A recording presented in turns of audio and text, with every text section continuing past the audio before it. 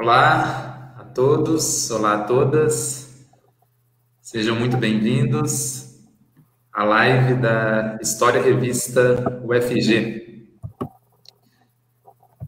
A live é uma iniciativa do Corpo Editorial da História Revista, que é um periódico da Universidade Federal de Goiás, e ela tem como objetivo contribuir para a divulgação do conhecimento científico produzido especialmente no âmbito da universidade pública, em um contexto democrático e plural.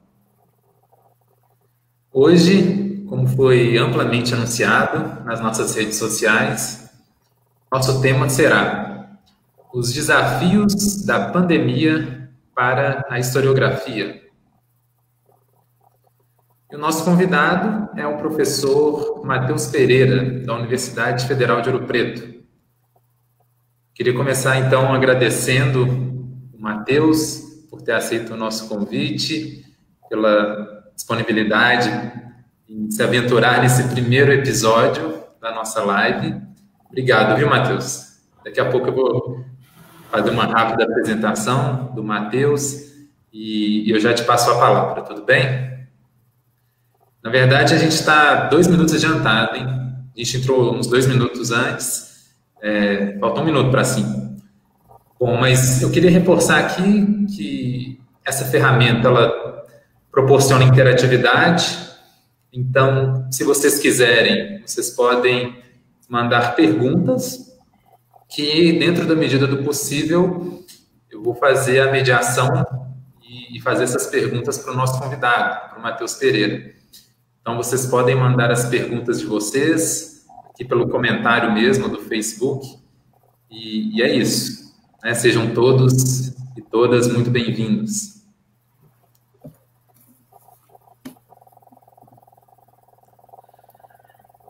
Bom, antes de começarmos, então, eu vou fazer uma breve apresentação do nosso convidado de hoje, que é o Matheus Pereira. O Matheus Pereira é professor associado da Universidade Federal de Ouro Preto, a UFOP, onde leciona disciplinas sobre História do Brasil República. Ele também é membro do Núcleo de Estudos em História da Historiografia e Modernidade, o NEM. Entre as publicações mais recentes do nosso convidado, eu gostaria de destacar 3 livros. O primeiro deles, intitulado Uma Introdução à História da Historiografia Brasileira, publicado em coautoria com Pedro Santos e Tiago Nicodemo, pela editora da Fundação Getúlio Vargas. O segundo é Atualismo 1.0, como a ideia de atualização mudou o século XXI, em coautoria com Valdeir Araújo, que já está na sua 2ª edição pela editora Mil Fontes. O terceiro, que acaba de sair do forno, digamos assim, se chama Do Fake ao Fato, Desatualizando Bolsonaro. É uma coletânea organizada em parceria com o Valdeir Araújo e a Bruna Klein, pela editora Mil Fontes. E na semana de lançamento, essa coletânea chegou a figurar na lista de mais vendidos da Amazon.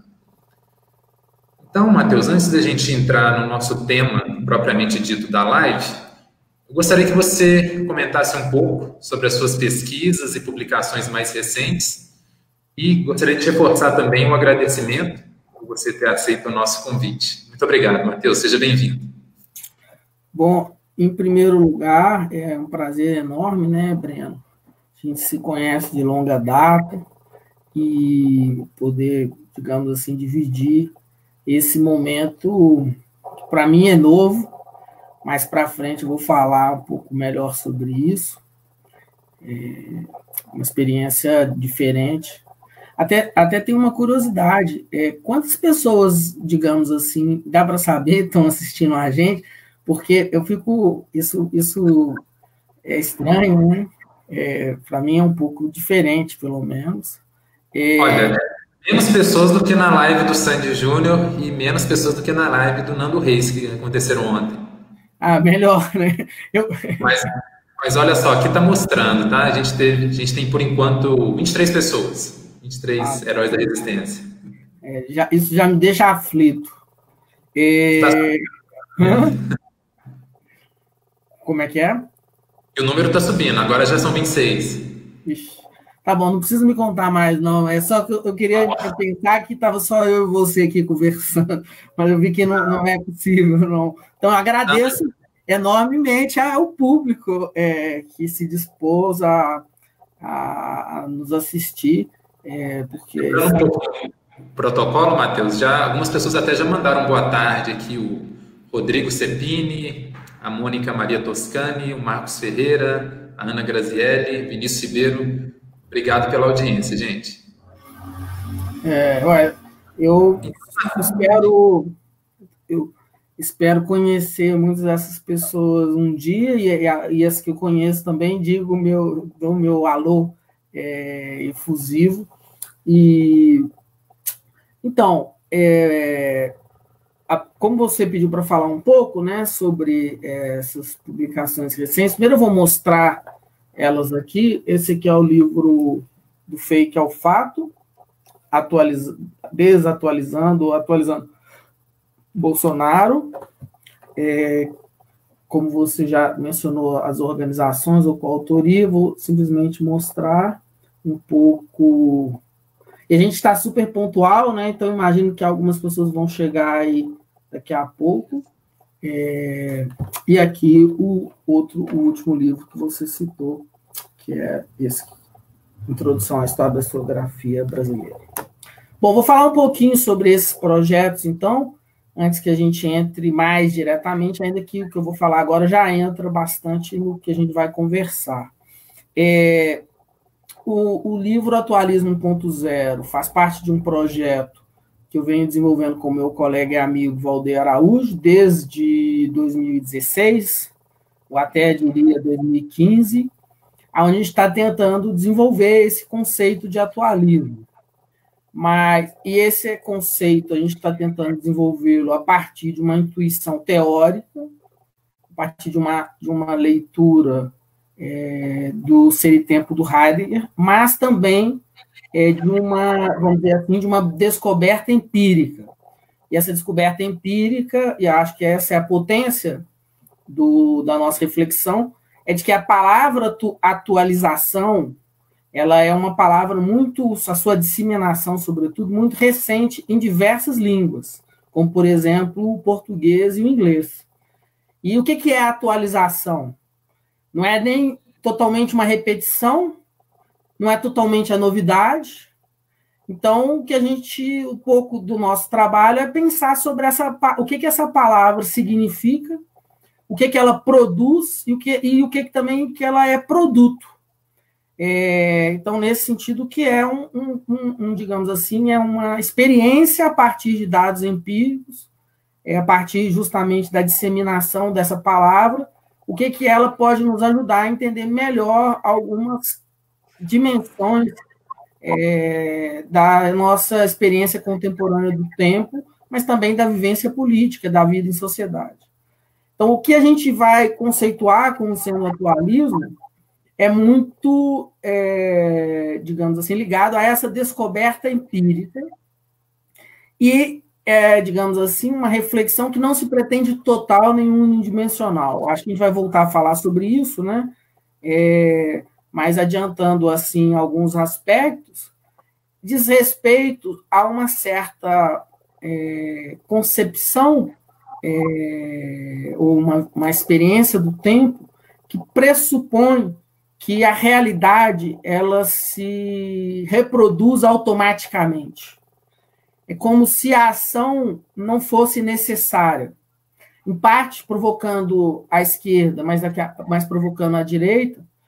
Nós, que somos, na sua maioria, pessoas do campo progressista, nós esperamos que o Bolsonaro caia, mas a gente vai falar um pouco sobre as manifestações que a gente dos gritos, de bater panela, dos sussurros e também das vozes que se pronunciaram nas grandes cidades, mas, em grande medida, a esquerda organizada, o sistema partidário, espera que o Bolsonaro caia de Maduro, como se automaticamente ele fosse cair.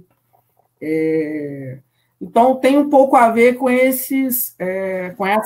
com algumas dimensões da realidade digital e da digitalização da realidade. Por isso, é mais uma teoria que pensa por meio de fragmentos da nossa experiência contemporânea do tempo, não se pretende, digamos assim, dar conta de todas as dimensões ou da unidimensionalidade, vamos dizer assim. De algum modo, só para ficar mais viva e também falar um pouco do campo, a gente está muito atento a algumas transformações do nosso tempo, sobretudo políticas.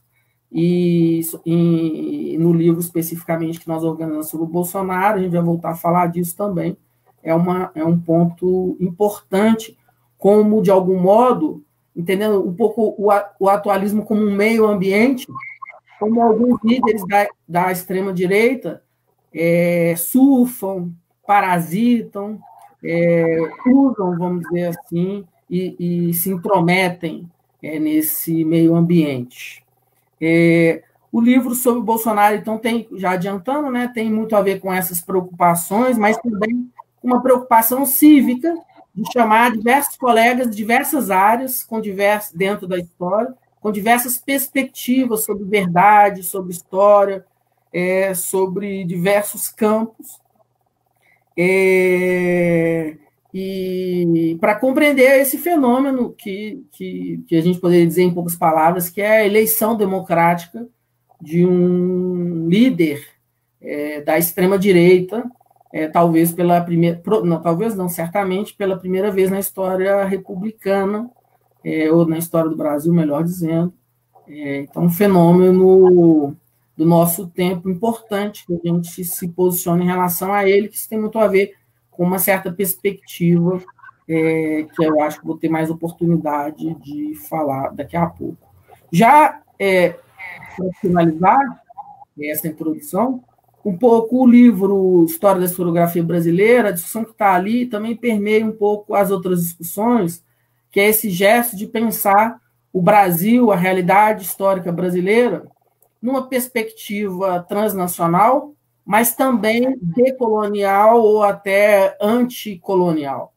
Então, acho que um pouco que a gente vai conversar está muito enraizado, vamos dizer assim, nessas reflexões, que não são só minhas, que são produtos dessa já experimentação da autoria.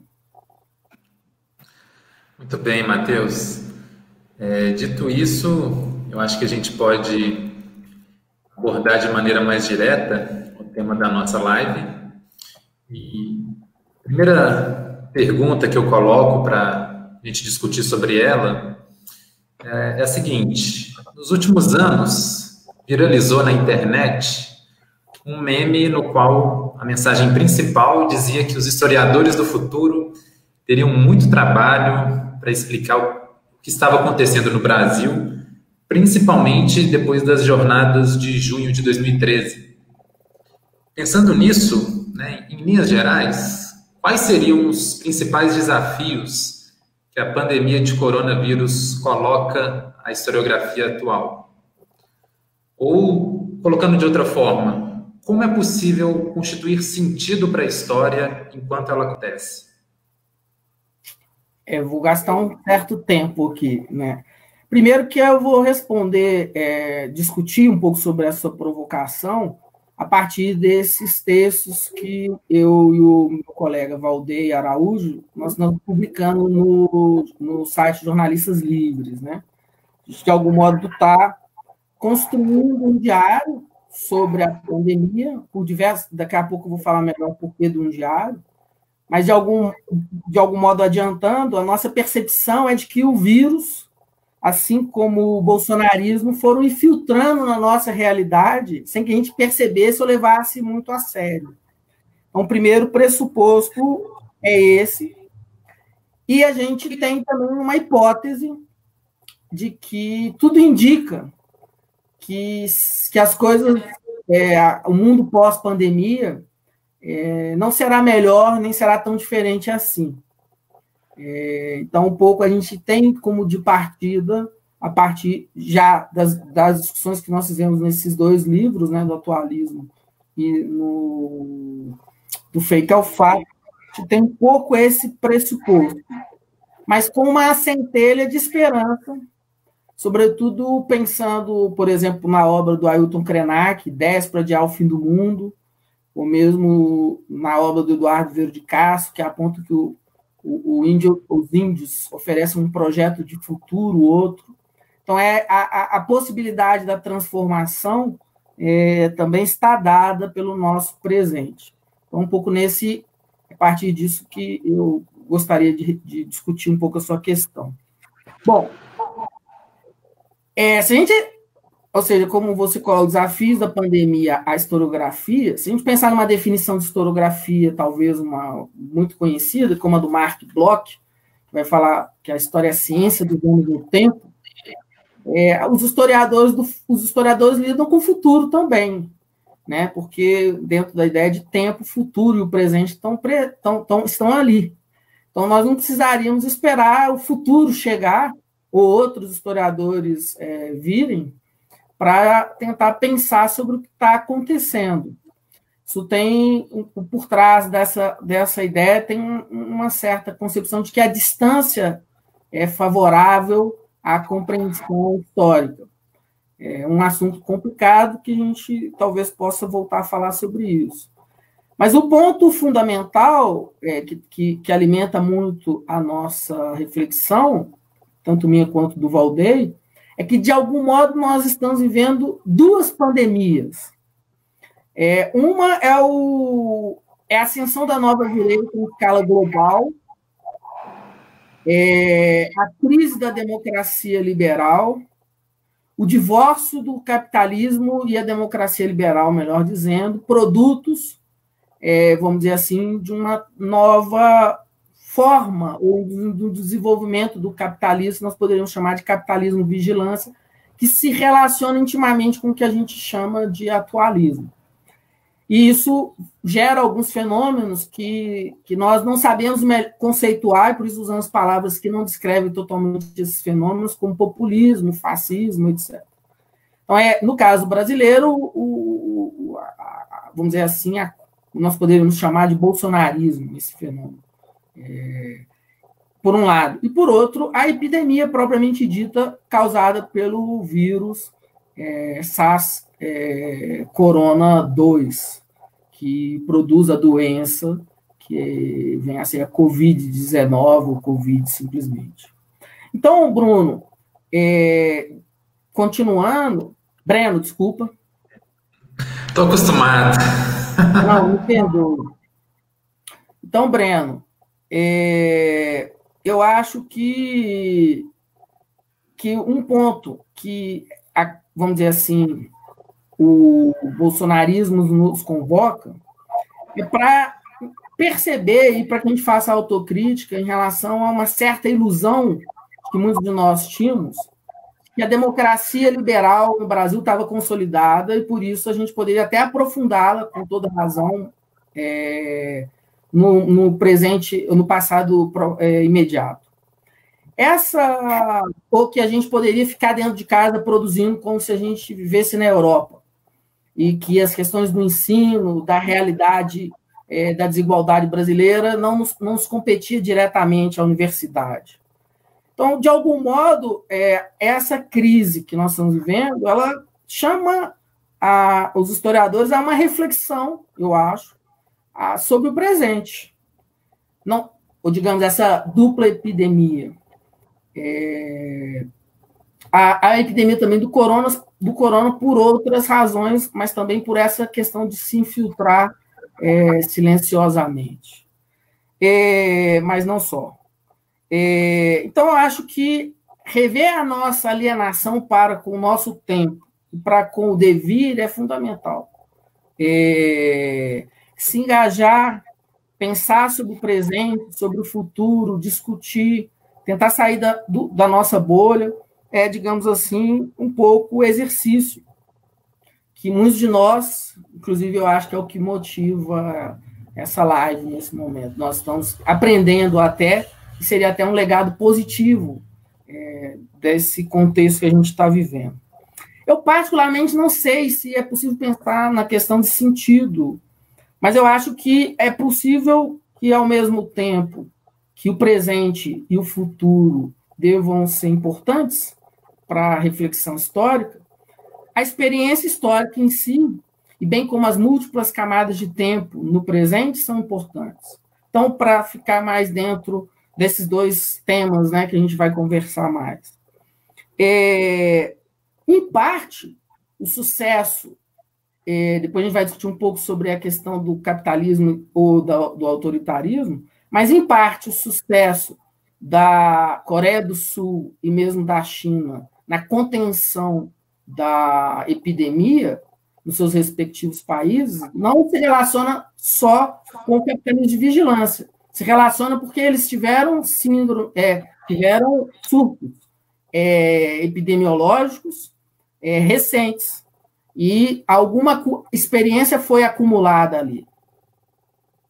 Eu acho que nós, do setor do campo da história, mas também do campo progressista, quando vimos a Operação Lava Jato se legitimar a partir de uma outra experiência histórica, que era a Operação Mãos Limpas na Itália, a gente deveria ter levado mais a sério a própria leitura do Moro, a relativização que ele fazia da figura do Berlusconi na Operação Mãos Limpas.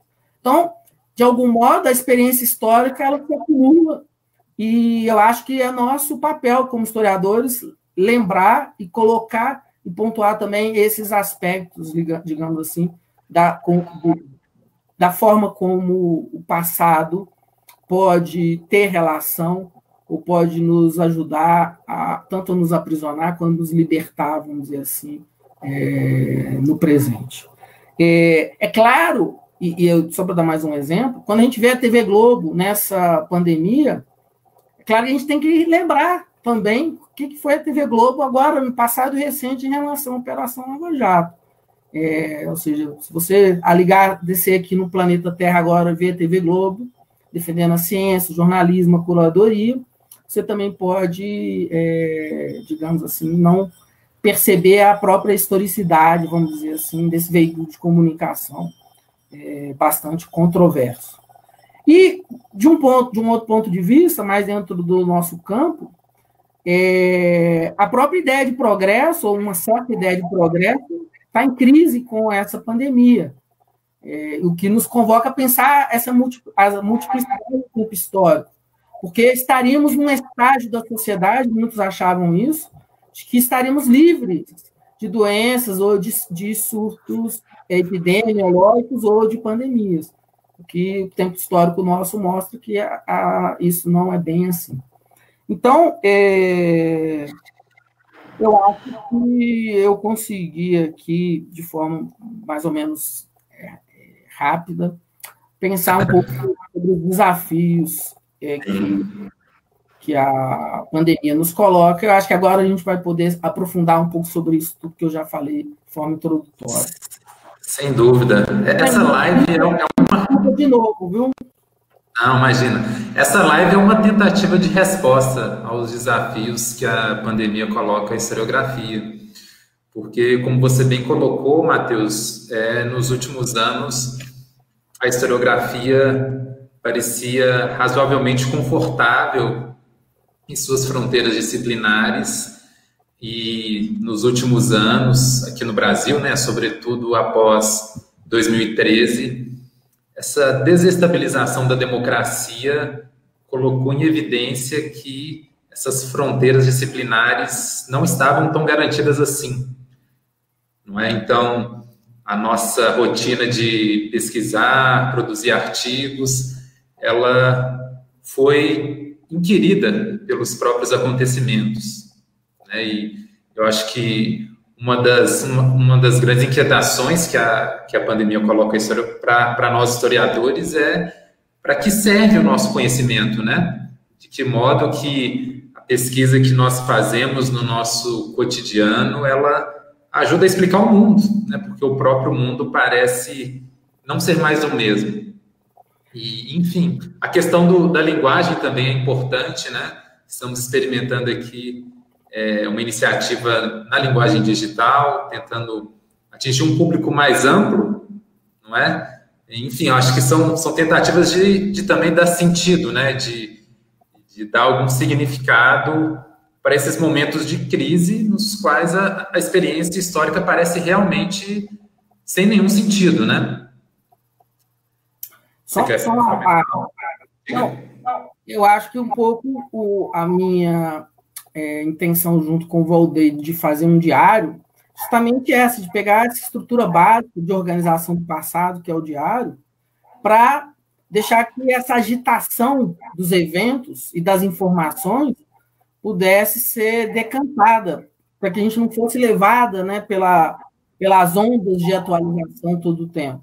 Então, acho que esse cuidado reflexivo, ele é importante, né, vamos dizer assim, de uma parada reflexiva em meio a essa ondas de atualização. Bem, Matheus, uma segunda questão que eu colocaria para você é a seguinte. Sem dúvida, no nosso contexto brasileiro, uma das principais fontes de preocupação e ansiedade é o posicionamento do presidente Jair Bolsonaro diante da crise desencadeada pela pandemia do coronavírus. Recentemente, você publicou, em parceria com Valdeir Araújo, uma série de artigos no site Jornalistas Livres, refletindo sobre a postura atualista de Bolsonaro diante dos desafios colocados pelo coronavírus. No último domingo, por exemplo, ao discursar em um ato que pedia intervenção militar, o presidente disse o seguinte, abre aspas, o que tinha de velho ficou para trás. Nós temos um novo Brasil pela frente. E acrescentou mais adiante, acabou a época da patifaria, é agora o povo no poder. Matheus, você poderia explicar para os nossos ouvintes, para o nosso público, nossos telespectadores que interagem conosco, você poderia explicar para a gente o conceito de atualismo e comentar sobre como a lógica atualista tem sido utilizada pelo Bolsonaro? É difícil explicar assim, em poucas palavras e, de algum modo, esse exercício pode ajudar, inclusive, a deixar o conceito mais claro ou talvez mais nebuloso. Mas vou tentar aqui fazendo já uma associação com o bolsonarismo. De algum modo, essa realidade automática se atualiza em função da própria atualidade nesses ambientes digitais, ela tem relação com essa, digamos assim, comercialização de dados e comportamentos sobre as pessoas, que eu acho que a gente vai falar um pouco mais sobre esse aspecto depois. Então, me concentrando um pouco mais nesse ambiente de fluxo contínuo de informações, de atualizações constantes, o Bolsonaro, vamos dizer, usando ele como exemplo, mas poderia ser o Trump ou o Boris Johnson, ele parasita esse sistema. Como? O discurso, nesse último domingo que você citava, na segunda ele falou alguma outra coisa. Então, isso leva, ou seja, e hoje está articulando uma certa maioria no Congresso para evitar um possível impeachment. Então, ou seja, mas o próprio Trump, ou a gripezinha, a gripezinha depois foi transformada na cloroquina. Mas o Bolsonaro não acertou contas com ele mesmo, falou que ele estava errado e errei no meu diagnóstico sobre o vírus. Então, é sempre né, ele é como um surfista que, de algum modo, aprendeu a surfar nessas ondas e a criar, propriamente dita, ondas de atualização que levam à dispersão e à distração. Então, isso tem um pouco a ver, como eu disse, com essa descoberta empírica dessa palavra que produz e é produto da nossa realidade histórica, ou dessa realidade histórica que tem a ver com a realidade digital e a digitalização da realidade, que nem é repetição e nem é novidade propriamente dito. Porém, nós acreditamos que há projeto de futuro e relação com o passado no interior, vamos dizer assim, do que nós chamamos de atualismo. Tanto é que o Bolsonaro aí usa a palavra novo, amanhã vai ser diferente, ele vai fundar, ele vai redimir, ele vai transformar, ele vai extirpar o comunismo da nossa sociedade em prol de uma sociedade de empreendedores. Aí ele vai talvez diminuir o papel do Estado. A guerra cultural ela vai, de algum modo, empoderar os indivíduos que estavam à margem ou que eram manipulados pela Rede Globo. Então, há aí um projeto futuro, do ponto de vista progressista, destrutivo, mas que faz sentido para uma série de pessoas.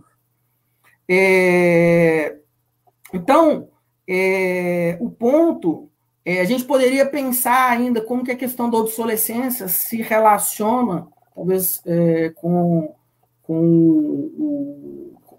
porque no livro do Fake ao Fato a gente tenta pensar qual é o par oposto da ideia de atualização, que seria a obsolescência. Então, de algum modo, uma das nossas hipóteses é que o sucesso da extrema-direita é de que ela consegue reagrupar setores tradicionalistas ou obsoletos no interior do seu campo com setores mais atualizados, avançados, muito rapidamente, com mais agilidade do que o setor progressista. A gente fez uma série de entrevistas onde tenta pensar sobre esse aspecto. Então, o Breno, o atualismo ele se relaciona justamente com esse fluxo contínuo de informações e dados, e como nós, como sujeitos históricos, lidamos com esse fato.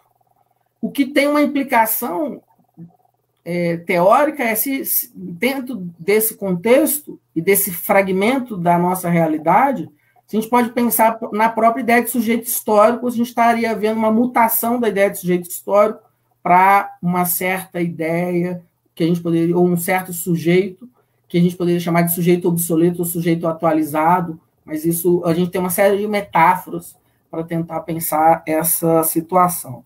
Mas uma das consequências que eu queria dizer, 3 consequências bem rapidamente, e uma realidade, a realidade histórica que a gente está dialogando, qual é a realidade histórica que dialoga, ou o chão material da digitalização da realidade e da realidade digital?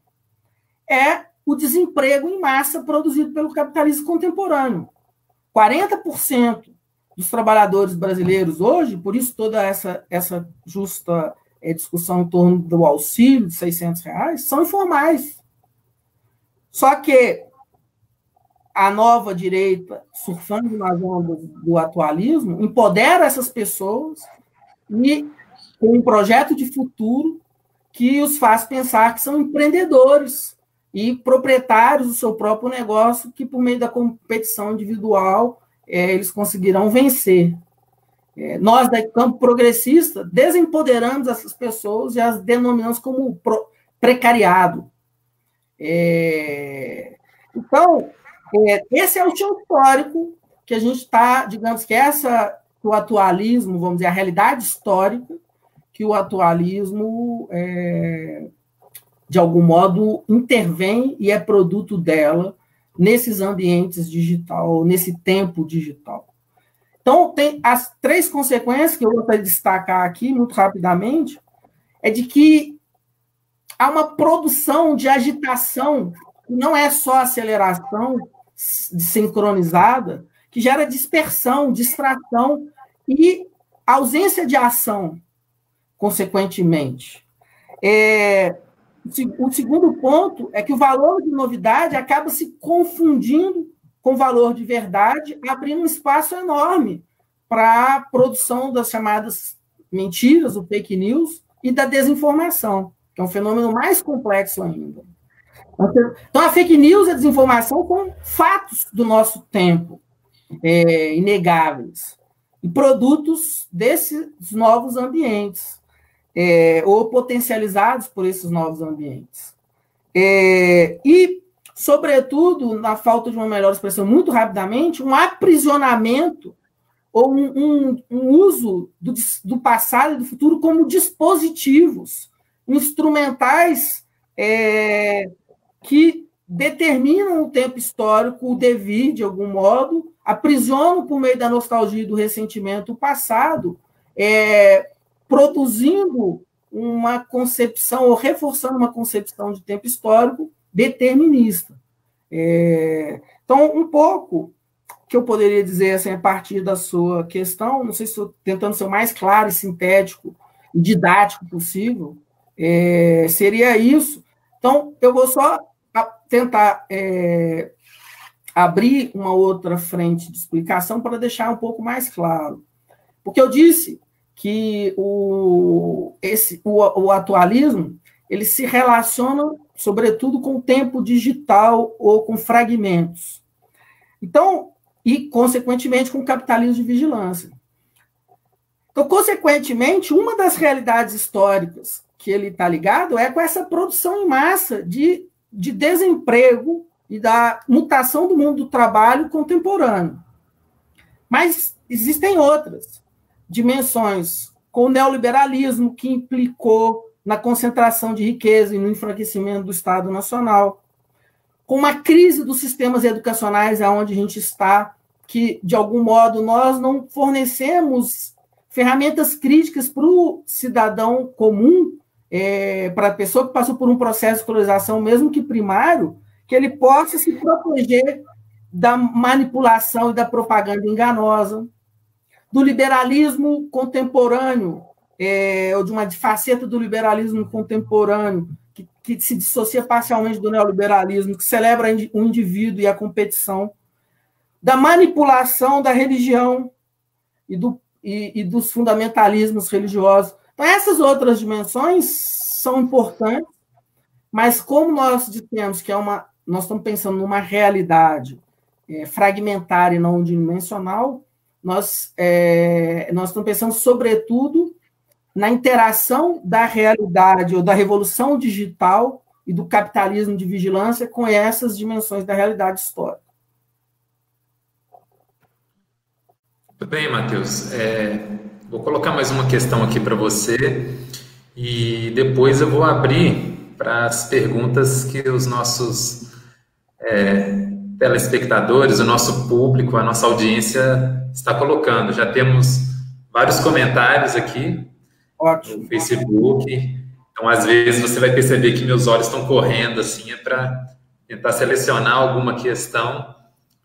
Mas, antes disso, Matheus, se possível, gostaria de te ouvir um pouco sobre uma outra questão, que basicamente fala sobre os desafios éticos e políticos que a ciência e a tecnologia nos colocam no mundo atual. Você falou sobre a digitalização da realidade, que é um dos pilares, uma das condições de possibilidade do atualismo, não é? E essa pandemia de coronavírus, me parece que ela colocou de maneira mais clara uma situação um pouco dual, né? Porque, por um lado, nós temos um setor da sociedade que insiste no negacionismo, nas fake news, que simplesmente despreza ou atenua a gravidade da pandemia. É só uma gripezinha. Vi algumas fake news circulando também sobre o pico do coronavírus, né? Um pico que nunca chega. Mas, por outro lado, nós temos países asiáticos, como a China e a Coreia do Sul, que recorreram amplamente aos dados coletados pela tecnologia digital, especialmente os smartphones, para enfrentar essa doença. Então, Paz, gostaria que você pudesse comentar um pouco sobre os desafios éticos e políticos que a ciência e a tecnologia nos colocam no mundo atual. Temos aí negacionismo por um lado, temos o Big Data, o uso massivo de informações, que é capturado pela tecnologia digital, por outro. E temos os historiadores, nós historiadores, tentando entender essa história imediata, né? Você poderia comentar um pouco sobre isso? Bom, eu vou tentar não abrir muitas frentes aqui para que a gente escute também as questões, os comentários que estão sendo colocados, depois a gente pode voltar a alguns outros aspectos. Sobre essa questão da ciência e da técnica, primeiro, não acho que é possível ter muita certeza sobre esses processos. Eles são ambíguos, eles estão em processo. Então, eu acho que é importante para o setor progressista que a gente construa uma autocrítica, né, importante nesse momento da nossa relação com a natureza, com a doença, com a saúde, com a taxação de grandes fortunas, com a liberação das drogas e a relação disso com a questão da criminalidade, com os sistemas de saúde, porque uma das heranças negativas dessa pandemia pode ser a reafirmação de um modelo de saúde hospitalocêntrico, que vem sendo muito criticado, sobretudo desde a implantação do SUS, repensar o mundo do trabalho. Então, uma coisa que a gente falou nas nossas colunas é que um ponto importante é que não é possível, e o próprio Fukuyama também, num texto, destacou essa dimensão, não é possível dizer que as democracias ou os regimes autoritários estão sendo mais ou menos bem-sucedidos no combate à pandemia. Então, um Estado autoritário como a China ou a Coreia do Sul, para deixar em 2 exemplos, usaram em massa, criaram novas estruturas de, digamos assim, invasão da privacidade, controle da movimentação das pessoas, controle dos corpos. Isso teve uma certa eficácia, preciso dizer, no combate mas eu gostaria de dizer aquela outra coisa que eu já falei.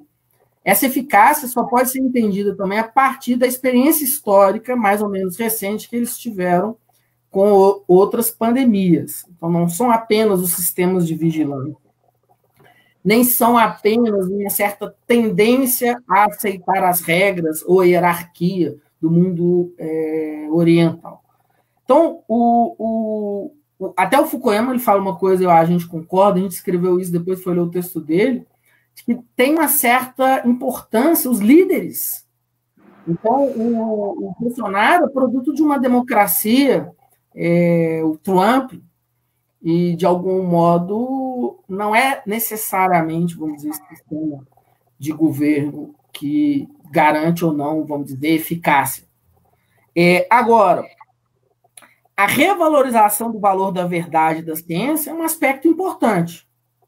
Mas, por outro lado, isso é o grande problema, a grande eficácia da extrema-direita contemporânea, é de que a ciência também, ela não nós não podemos também não criticar a ciência, a indústria farmacêutica. Por que não houve investimento em vacinas contra o coronavírus? Porque não dá lucro, etc, etc. Então, a ciência, ela também se comporta, de algum modo, por meio da confiança, isso é importante nesse momento, mas também ela funciona a partir de alianças com o capital e por meio da controvérsia. A pesquisa científica, como todos nós sabemos, ela não é passível, e isso os negacionistas têm muita dificuldade, ou usam da controvérsia, das brechas narrativas que surgem, sobretudo daí, para se aproveitar, para negar a factualidade da realidade. Então, de todo modo, não acho que é um momento, acho que é um momento importante de revalorização do valor da verdade contra um certo relativismo ingênuo, isso é importante, mas eu acho que deixar na mão tanto a discussão sobre o trabalho, quanto a discussão, quanto a crítica a determinados modelos científicos, só na mão da extrema-direita vai nos fazer novamente perder as disputas políticas. Então, um pouco que eu diria, para concluir esse ponto, é de que um pouco que a gente considera como capitalismo de vigilância tem a ver com certa mudança que ocorreu, sobretudo após a crise de 2008, nas grandes empresas de comunicação da internet, a Google seria um bom exemplo, elas passaram, então, a vender dados e a invadir a privacidade de diversos usuários para pensar, monitorar e criar, por exemplo, comportamentos econômicos e políticos. Tanto é que eles sabem mais sobre nós do que nós sabemos de nós mesmos. Então, essa dimensão que se relaciona com que se relaciona com muitas outras, como eu falei, e, sobretudo, implicou, só para não alongar muito, implicou num divórcio entre o capitalismo e a democracia. Então, o que está em questão hoje, eu acho que é preciso pensar a ciência e a técnica no interior desse divórcio, e o que, talvez, se a gente quiser ser otimista, o mundo pós-pandêmico pode significar uma nova aliança entre capitalismo e democracia liberal, o que por si só insuficiente, porque a democracia liberal também vai acentuar a crise ecológica, vai acentuar agora, eu acho, o ajuste fiscal, etc., etc. Então, eu queria chamar a atenção para mais algum ponto, não precisa ser agora, mas que é a questão especificamente está ligada a isso, que é o lugar da morte na atual epidemia, e como nós, historiadores, já que o tema da morte também se relaciona com a nossa profissão, enterrar os mortos. Então, eu queria voltar a esse ponto um pouco mais à frente. Eu acho que, só para concluir, que é um momento para a gente discutir mais do que acreditar ou revalorizar cegamente a ciência e determinados valores de verdade, discutir o que é a ciência, como que o conhecimento científico se produz, qual a relação dele com essas transformações estruturais do nosso tempo, como ele se constituiu e se produziu ao longo do tempo, como os sistemas de confiança funcionam nos sistemas contemporâneos.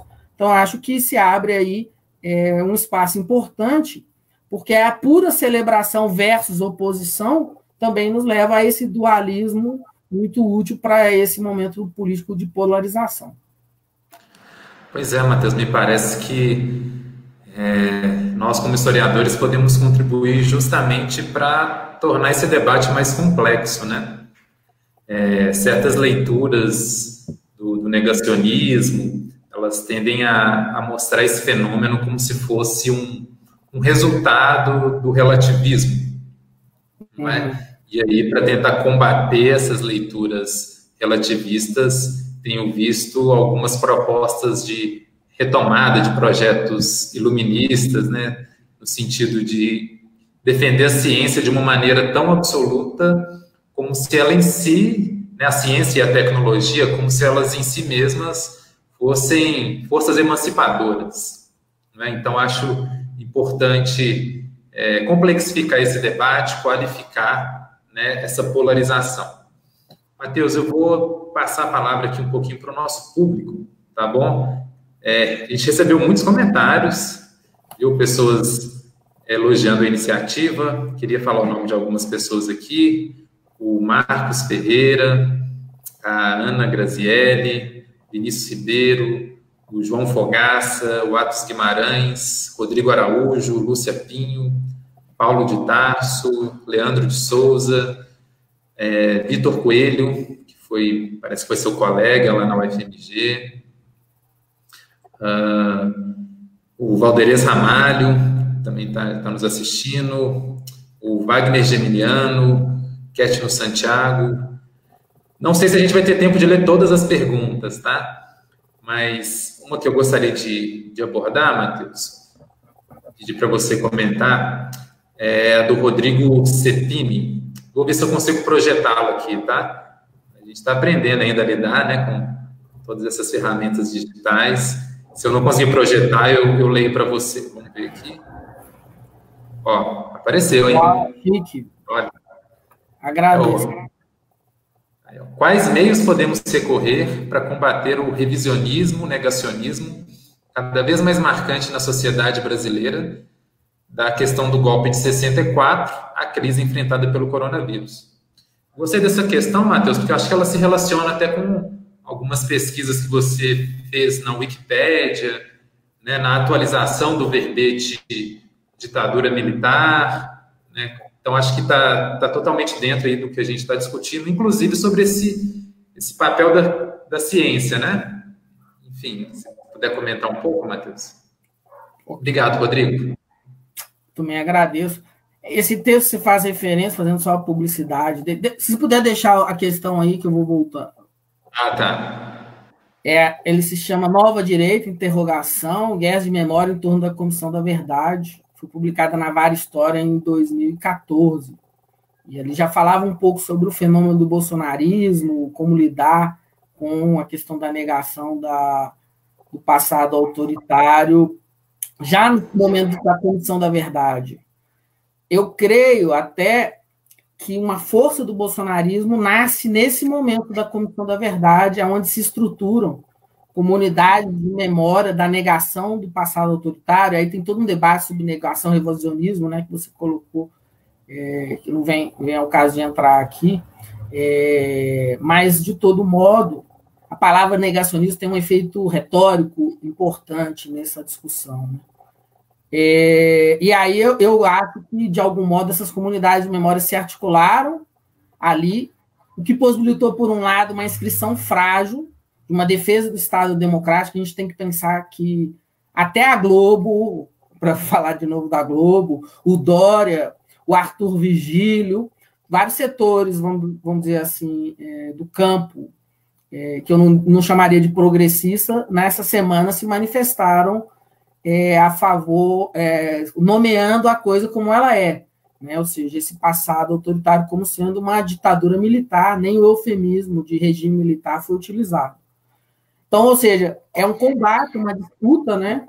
Mas eu acho que nosso papel, Rodrigo, ele é difícil de dizer qual ele é, porque se eu te falasse o que nós podemos fazer, eu estaria, digamos assim, respondendo uma pergunta que vale $1 milhão para muitos historiadores, né? O que eu acho, em primeiro lugar, é que a gente, como professor, a gente tem que trabalhar com o fenômeno das fake news em sala de aula. Então, ou seja, você dá instrumentos críticos para os alunos, e aí é um espaço de formação, não é o bar, não é a nossa família, não é o nosso grupo do WhatsApp, mas como educadores, eu acho que dá instrumentos para os alunos entenderem que aquele passado histórico que nós estamos, digamos assim, reconfigurando nas nossas aulas ou dissertando sobre ele é real em alguma medida, ele tem dimensões de realidade, e aqueles fatos, como, por exemplo, o assassinato, a tortura, o estado de exceção, a própria ideia de que o golpe foi dado para salvar a democracia, como se fosse, ou seja, uma concepção teleológica do tempo histórico, né? Ou seja, o golpe foi dado preventivamente, ou seja, antes que os comunistas tomassem o poder, os militares para salvar a democracia, ou seja, a própria contradição desse discurso. Eu acho que essas dimensões elas são fundamentais serem trabalhadas em sala de aula. Então, o ensino de história tem uma responsabilidade, lidar com questões do presente em sala de aula são importantes, mas entender que as fake news e a desinformação são parte do nosso tempo. Então, a gente não pode achar, porque senão eu acho que todo mundo vai ficar muito angustiado e vai se sentir sempre impotente, que nós vamos conseguir, porque essas disputas sobre a ditadura militar, em alguma medida, elas se relacionam mais às nossas disputas no presente do que aquelas disputas daquele passado histórico ali. Então, um ponto que eu gostaria de dizer eu acho que nós podemos trabalhar muito com aquela ideia da curadoria, nós podemos mediar a discussão, entendendo que no espaço público a nossa autoridade, de algum modo, foi corroída, e é preciso aceitar esse lugar, porque senão nós vamos voltar a esse lugar do intelectual iluminista, que é o dono da verdade e vai iluminar as trevas. Lidar com, então, com a dimensão, a factualidade do passado nessas disputas são importantes, mas até com as controvérsias, discutir as controvérsias, desmontar certas armadilhas, como a da dita Branda. E eu acho que é o pouco que a esquerda, ou os setores progressistas, ou uma parte significativa dos historiadores, que nós vamos precisar levar para a sala de aula, eu acho, pensando nessa dimensão do papel cívico do ensino de história, por exemplo, levar essas produções sobre o passado histórico para dentro da sala de aula. O que é a narrativa do Brasil paralelo, do guia politicamente incorreto. O Renato Pinto Venâncio publicou um texto muito bom, né, o incorreto no guia politicamente incorreto da história do Brasil, né, do Narlock, mas que também fundamenta uma série de vídeos produzidos pela History Channel e tal. Eu acho que lidar com essas informações, eu acho que no espaço escolar é fundamental, e no espaço público ter ciência dos limites do nosso lugar, mas, ao mesmo tempo, na discussão pública, lidar, sobretudo, com essa dimensão da verdade factual. Eu acho que é um primeiro aspecto, mas também discutir o que é a produção histórica, assim como a produção, mesmo na medicina, né? Ela não é fruto de consenso, mas há uma disputa dentro que não nega o poder de veto das fontes. Eu acho que esse é um pouco o desafio. Pois é, Matheus.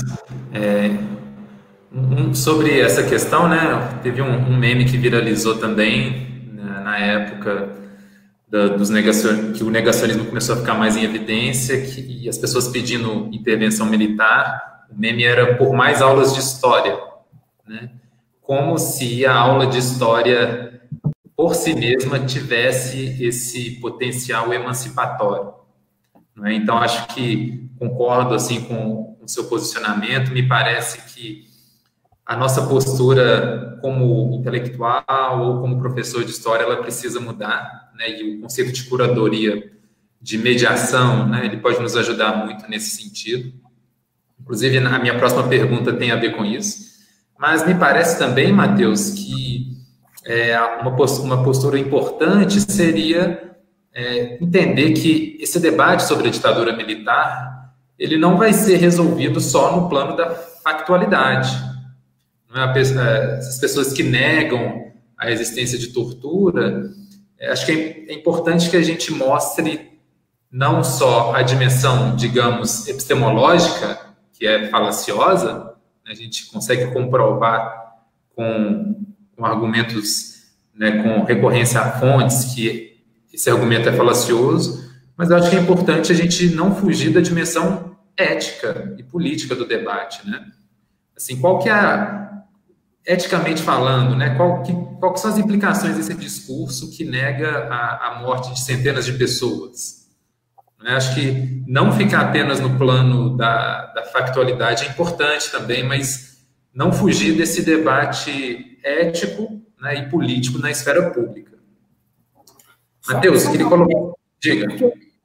Eu concordo totalmente, mas aí é preciso que a gente aceite, pelo menos, ou lute dentro das nossas possibilidades como atores políticos, para um fato que é o pacto demoníaco da nova república, né? Ou seja, que a nova república se constituiu e governos progressistas não enfrentaram a lei da anistia. Ou seja, ninguém foi... Então, ou seja, há uma dimensão que é fundamental, é que não houve punição. Então, do nosso posição jurídica, inclusive, ninguém foi preso por cometer crimes imprescritíveis contra a humanidade. Então, ou seja, há também uma dimensão política, que tem implicações, obviamente, no plano ético, que nos impõe uma série de limites.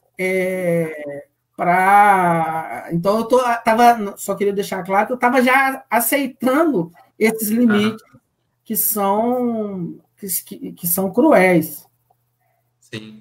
E que alimentam toda essa retórica das Forças Armadas salvadoras da pátria, toda essa lógica que, infelizmente, só para simplificar, nós vimos, por exemplo, no último domingo, da intervenção militar, das pessoas que acreditam que os militares ocupando cargos políticos é a solução para a redenção, a edição do AI-5, enfim.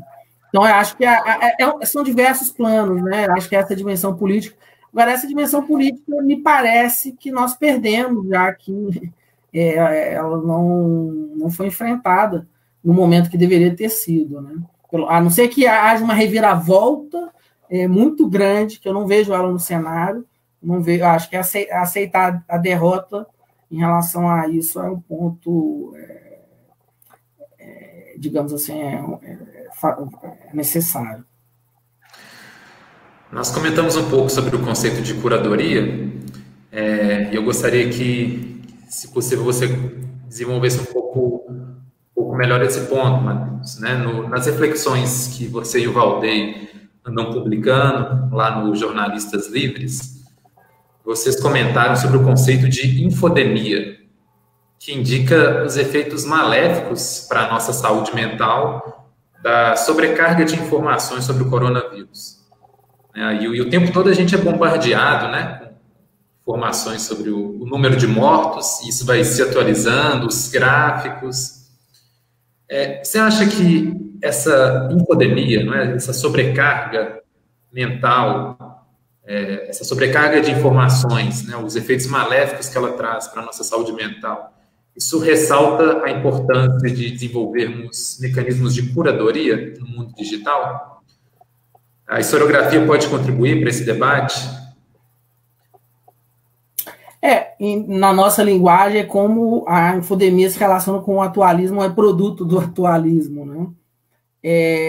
Acho que a gente, no próprio diário, está buscando uma solução, né? Ou seja, organizar o passado por meio de um diário. O conceito de curadoria ele é importante, o Valdeir tem reflexões sobre ele, muito importantes, mas eu acho que é importante deixar claro que ele não pode derivar para uma lógica do intelectual iluminista que vai estar acima da realidade, que vai, de algum modo, apontar os caminhos. E ele deve ter também uma dimensão produtiva, isto é, nessa infodemia de informações, há também uma infodemia teórica. Então, todo dia alguém me manda um texto do pensador europeu, que, na sua maioria, são pensadores europeus, que vai esclarecer para a gente o momento que a gente está vivendo. O vírus fez a revolução, que o neoliberalismo acabou, uma série de coisas. O que é importante é que, nesse papel de curadoria, a gente também tem que ter um papel ativo de produzir conhecimento. Porque, por exemplo, esses pensadores, eles não têm o Bolsonaro como presidente, eles têm um estado de bem-estar social, como lembra bem o Henrique Estrada, sempre que eu converso com ele sobre isso, por trás deles, que permitem ver de uma forma também provinciana os problemas deles. Então, acho que a ideia de curadoria pressupõe que a gente não seja um mero consumidor passivo dessa historiografia, dessas reflexões produzidas fora do nosso contexto, e que a gente possa dialogar mais ativamente com algumas estrelas, tipo Vladimir Staffarli, que acha que agora o conceito de necropolítica não funciona, e talvez ele tenha razão, mas ele tenta pensar o momento atual como um momento suicidiário. Isso na minha opinião, uma leitura incorreta até da história, porque as elites políticas brasileiras, elas acham que elas não têm uma dimensão, vamos dizer, suicida nas suas ações, na minha opinião, um erro de interpretação histórica. Então, eu acho que, para lidar com essa sobrecarga, eu acho que organizar o passado, desacelerar ou retirar a agitação é importante. Eu, como orientador, cada vez mais eu falo com os meus alunos que o meu papel é mais dizer o que eles não devem ler do que eles devem ler, porque há uma profusão de reflexões, e muitas delas, eu acho que uma parte A gente vive uma certa desvalorização da produção nacional, dos autores nacionais. Eu fui editor da historiografia. Existem pessoas que, agora mesmo, estou fazendo um parecer de um artigo sobre memória que não dialoga com nenhum autor do Brasil. Então, ou seja, nós estimulamos nossos alunos a lerem autores que são importantes, mas eu acho que há um excesso.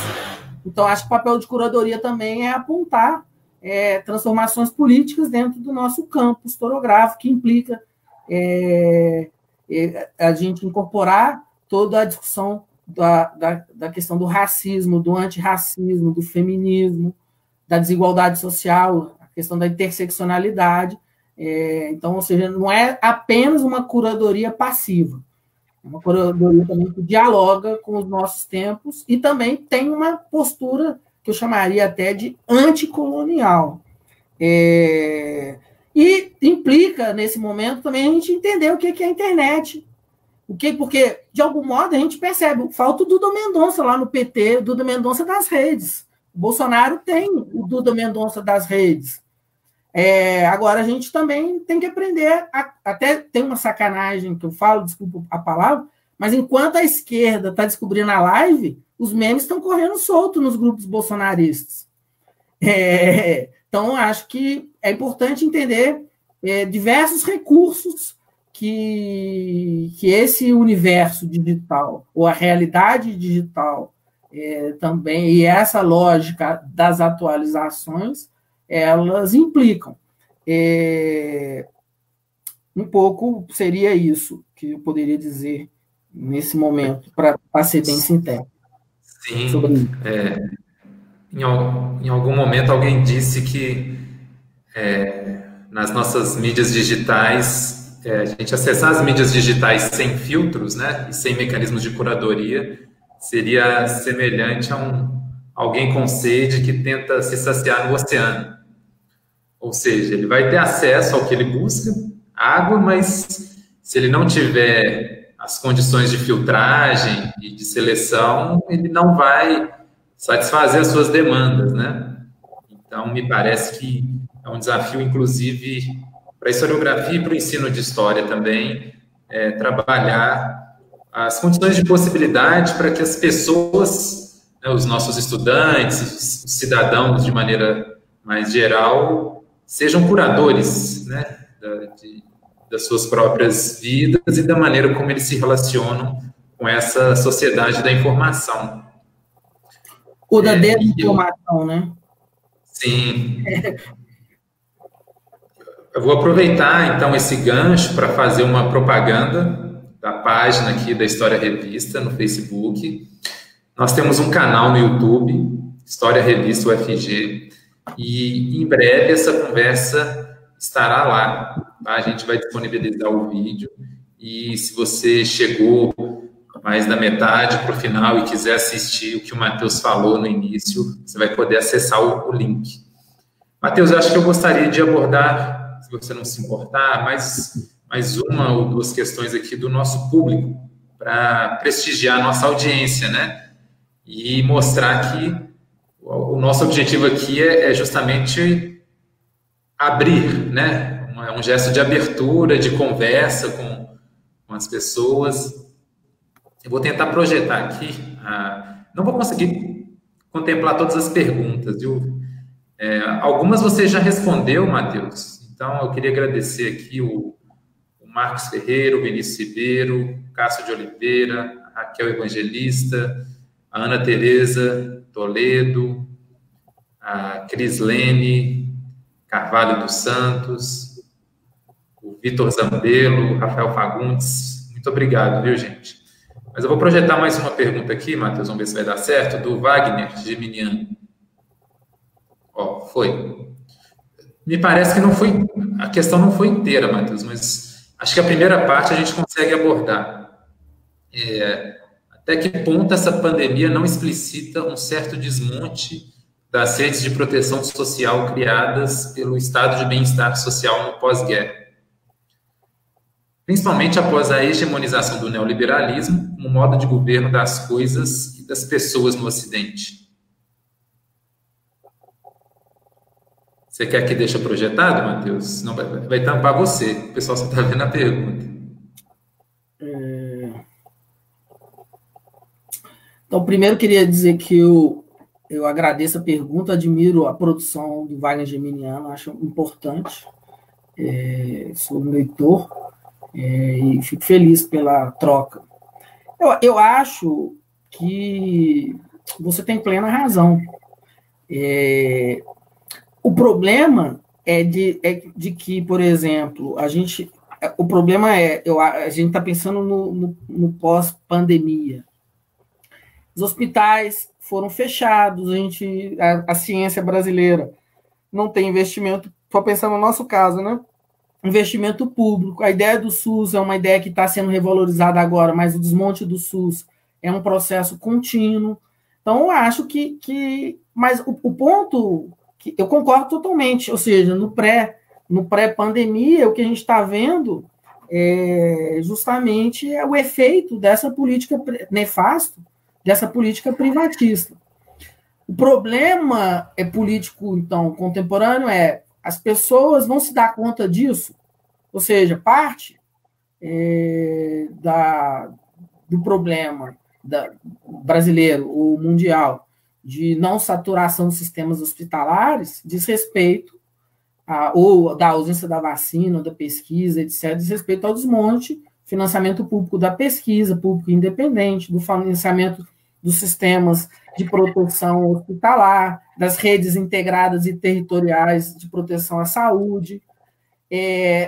Me parece, se a gente analisar que a popularidade do Trump aumenta, o Bolsonaro e continua lá com os seus 30% e corre risco de se eleger, frente a essa verdade, eu diria assim, como convencer as pessoas que foram essas políticas, ou, por exemplo, a elite brasileira, por meio da desindustrialização, acabou com a indústria têxtil brasileira. Nós somos totalmente dependentes. Não foram os nossos, foram os comunistas, não foram a própria elite que vendeu, vamos dizer, o Parque Nacional Brasileiro para comprar dos comunistas chineses, tecido, produtos manufaturados, de forma geral. Então, a política deliberada das elites econômicas de desindustrialização, que está ligado a essas políticas privatistas neoliberais, elas vão ser revistas agora. Então, esse é um pouco... Eu concordo com a causa, vamos dizer assim, e o ponto que eu colocaria é um pouco esse. Me parece que as estruturas de vigilância que estão sendo montadas, elas vão servir ainda mais a esse projeto neoliberal. Para que ele, óbvio, ele vai ser atenuado, talvez a gente pode assistir uma reindustrialização em alguns lugares, mas eu não vejo, por exemplo, a valorização dos funcionários públicos, dos sistemas universitários de pesquisa, no nosso horizonte imediato no Brasil. Não sei, Wagner, se eu conseguir discutir. Concordo, então, com o seu ponto, e o que me inquieta, que só passar um pouco minha inquietação, né, minha discordância, o que me inquieta é um pouco pensar sobre as consequências disso, né? Inclusive do ponto de vista da construção de um outro projeto de sociedade que passe por enfrentamento da questão climática, ambiental, industrial. O que eu penso é que esse neoliberalismo selvagem pode, nesse pós-pandemia, por exemplo, agravar a forma como nós lidamos com as reservas indígenas, com o meio ambiente, com a floresta amazônica, só para deixar esses pontos mais emblemáticos, né? Enfim. Eu vejo algumas pessoas fazendo um certo paralelo com a crise dos anos 20, né? Alguns vão buscar ali algum paralelo entre essa pandemia e a gripe espanhola, que logo em seguida, ali nos anos 20 do século 20, né? Nós tivemos uma crise do liberalismo também, né? Simbolizada a crise do liberalismo econômico com a crise de 29 e a crise do liberalismo político com a ascensão dos governos autoritários, né? Tivemos depois disso uma guerra mundial e no pós-guerra mundial nós tivemos aí sim um fortalecimento disso que a gente chama de estado de bem-estar social. O grande problema é que, claro que é difícil comentar no calor dos acontecimentos, mas o cenário que vem se desenhando hoje me parece que é o contrário, né? Se o liberalismo político tem perdido, talvez, o que seria o seu legado mais positivo, o neoliberalismo como ideologia econômica parece mais forte do que nunca e parece que vai conseguir capitalizar os efeitos dessa crise, né, Matheus? Não vejo muito, pelo menos aqui no nosso contexto brasileiro, alguma saída que aponte para um fortalecimento do estado de bem-estar social. Gostaria até de acreditar nesse projeto de futuro, mas no momento ele parece obsoleto. A gente, eu e o Valdeir, a gente escreveu essa coluna Somos Todos Brothers, que é a última coluna nossa no jornalismo, nos jornalistas livres, né? A gente deixa mais ou menos clara a nossa posição ali, muito a partir da leitura do livro Capitalismo e Vigilância, da Zuboff. Então, um pouco que ela fala é que depois de 2008, as grandes corporações criaram uma nova forma de dominação que relaxou a privacidade para começar a vender dados das pessoas. E isso, sem uma certa regulação internacional, mas também local, porque o ponto da comparação com os anos 20 é importante, porque o problema, em parte, poderia ter se resolvido no interior do Estado Nacional. Mas agora nós temos essas grandes corporações transnacionais com um poder, e inclusive PIBs, maiores do que a maioria dos Estados-nações. Então, um pouco esse divórcio, e elas provocam, essas grandes corporações, elas têm íntima relação com esse divórcio entre democracia liberal e capitalismo, faz com que alguns vão chamar de democracias morrerem por dentro. Né? Ou seja, pelo menos do nosso ponto de vista, meu e do Valdeir, um pouco pensando na questão atualista, toda a resolução do problema, ou seja, passa por uma regulamentação e pelo enfrentamento dessas grandes corporações de informação e enfim, lidar com o problema do Big Data. Bom, Matheus, a gente está chegando aí na reta final da nossa live. Eu acho que um grande perigo, né, comentando um pouco a sua fala, é que esse estado de exceção que a gente vive hoje, né, que pode nos conduzir a certas concessões, até mesmo no acesso à segurança dos nossos dados privados. Acho que um grande risco que se deslumbra para a gente é que esse estado de exceção se torne perpétuo, né?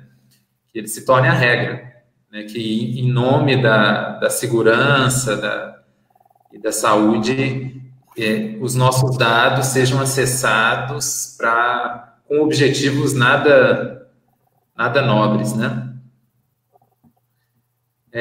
Só queria, antes de finalizar, agradecer... Peraí, deixa eu falar um pouquinho sobre isso. Claro, claro. Se você quiser, a gente tem até mais questões. Eu tenho até mais questões aqui, viu, Matheus? Depende do... Então, esse ponto não temos tempo determinado, não. Fica muito a seu critério também. Não, eu queria discutir esse ponto porque tem a ver um pouco com a leitura do Agamben, né? Então, exato.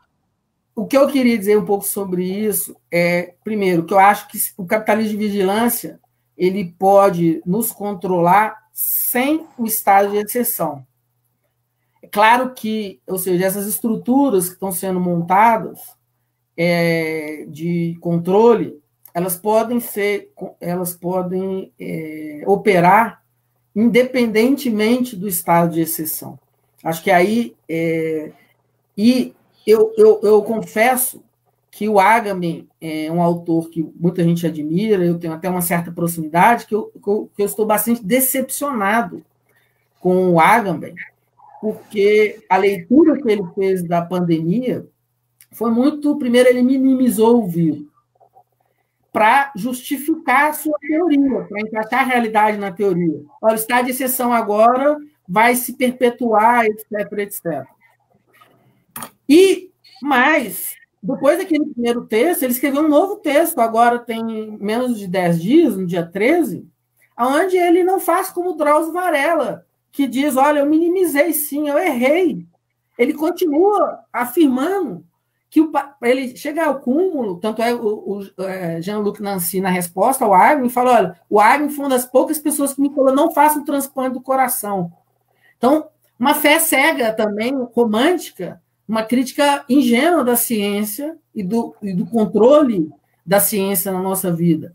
Ele chega um pouco ao cúmulo nesse texto de falar que o Papa, a religião obedeceu à ciência e que o Papa Francisco deveria ter saído como São Francisco de Assis abraçando os leprosos. Então,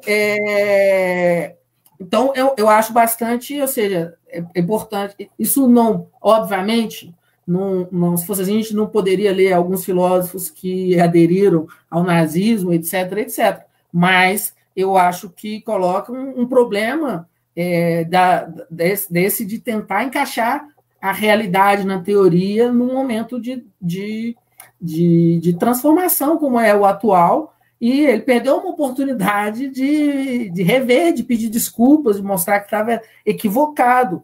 Então, eu queria dizer assim que a preocupação dele é legítima, a permanência do que a gente chamaria desses sistemas de vigilância que estão sendo montados agora. Eu tenho uma hipótese que é Bolsonaro, ele é meio que contra isso, por quê? Está vendo que o Bolsonaro está ambíguo? A minha hipótese é o seguinte, porque ele não quer compartilhar o conhecimento que ele já tem.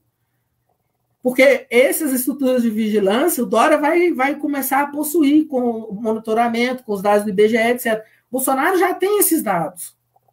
Então, no fundo, é uma luta por quem vai dominar o controle e a vigilância no capitalismo atual. Ou os dados, vamos dizer assim, o que fazer com eles na luta política e econômica. Um ponto que eu acho positivo na reflexão do Agnew é que eu acho que o monopólio da crítica à ciência, a razão técnico-científica com o capital, não pode ficar só na mão da direita. É importante saber criticar, mas eu acho que não de forma ingênua. E um ponto fundamental que tem a ver com isso, que eu queria chamar a atenção, na minha opinião, uma das imagens mais difíceis que eu vi nesse momento foram as imagens do Equador. E o Equador, é importante dizer, não está longe daqui. Então, assim, caixões de corpos sendo abandonados e sem que as pessoas tivessem o mínimo direito a serem enterradas, ou seja, o direito de morrer, de ter um sepultamento, de ter o corpo velado, é quase a morte da cultura, ou ela é a própria morte da cultura, no sentido lá de que a cultura nasce, né, quando nós começamos a enterrar os mortos. Então, e essa pandemia coloca uma discussão, porque tem um filósofo importante, que é o Hans Jonas, que escreveu O Princípio de Responsabilidade, que tem a ver com a nossa responsabilidade. Ele tem um livro muito pequeno, muito bonito, chama Direito de Morrer. O direito de morrer não é, digamos assim, a eutanásia. É o quadro de uma pessoa que a morte se avizinha, e a razão técnico-científica, ou seja, um câncer que vai ser terminal, é justo entubar aquela pessoa para que ela viva em péssimas condições de vida mais 1 ou 2 meses? Essa é a discussão dele. Mas, de algum modo, esse neoliberalismo que o Wagner apontava, e você também, Breno, ele esvaziou, vamos dizer, investimento em saúde pública a tal ponto de que o direito de viver foi dado digamos assim, aos médicos, em algumas situações limites. Então, isso é uma situação... E um outro ponto que eu chamaria a atenção é de que a gente foi banalizando o número de mortes todos os dias ao ponto da sociedade necessariamente ter que fazer comparações, são quantos Boeings caindo, quantos 11 de setembro, ou isso é muito pouco, como chegou grupos de extrema-direita chegaram a falar, vamos parar o país por causa de 7 mil mortos. Então, uma situação bastante preocupante, que mostra um pouco a miséria do nosso tempo. Sem dúvida. Bom, então, gostaria de agradecer aqui as participações que, infelizmente, a gente não vai ter tempo de abordar, mas agradeço a participação da Deise Rocha, da Moema Vergara. O Valdez Ramalho está dizendo aqui, Matheus, que ele compartilha com você a decepção com a Agamben, né, que tentou curvar a realidade à sua própria teoria, né? Bom, eu queria agradecer a todo mundo que nos acompanhou, agradecer muito ao Matheus Pereira, que gentilmente aceitou o nosso convite, e gostaria também de finalizar agradecendo ao corpo editorial da História Revista UFG, na pessoa da Adriana Bidotti, da Ucilene Cavalcante e da Maria Conceição Silva. São professores da UFG que deram todo o apoio para que essa live acontecesse. E gostaria de anunciar também o tema do nosso próximo encontro virtual. Tá? Daqui 15 dias, no dia 6 de maio, às 17 horas, aqui no canal da revista, História Revista UFG, no Facebook. Nós teremos um encontro entre a professora Cláudia Maia, da Unimontes, coordenadora do GT Nacional de História e Estudos de Gênero da ANPU, e a professora Alcilene Cavalcante, da Universidade Federal de Goiás. E o tema será Pandemia e Feminicídio, uma abordagem histórica. Vocês estão convidados, tá? Queria agradecer mais uma vez o Matheus, né, pedir desculpas pelas questões que a gente não conseguiu ler do público, né, o Vitor Zambello mandou uma questão agora no final, infelizmente a gente não vai conseguir debatê-la agora, mas muito obrigado, viu, Matheus, pela sua disponibilidade, e em breve a gente se vê. Quer fazer considerações finais? Não, sobretudo agradecer ao público, foi minha primeira live. Eu não tenho nem Facebook, só tenho uma rede social que é o WhatsApp, então eu acho que o momento pede que a gente saia do nosso lugar de conforto. Espero ter feito isso minimamente bem e espero que as pessoas tenham se sentido contempladas, e coloco à disposição o meu e-mail, né, que é Matheus Pereira, com 2 T's, MATTEUS Pereira, já que eu não tenho Facebook, é uma coisa um pouco obsoleta, e-mail, @gmail.com, para manter a interlocução, o diálogo com quem quiser entrar em contato, e que todas essas nossas reflexões com o Valdeir estão disponíveis, né, no nosso academia.edu, e é isso. Desejo aí boa sorte para todos, força, para enfrentar esse desafio do nosso tempo, né, um desafio existencial para cada um e para a humanidade como um todo. Se cuidem, fiquem em casa, e Breno, mais uma vez, assim, um prazer enorme dividir esse momento com você. Obrigado também pela oportunidade e agradeço a revista também por ter dado esse espaço. É isso, muito obrigado a todos e a todas que nos acompanharam. Fiquem em casa e usem álcool gel. Até a próxima.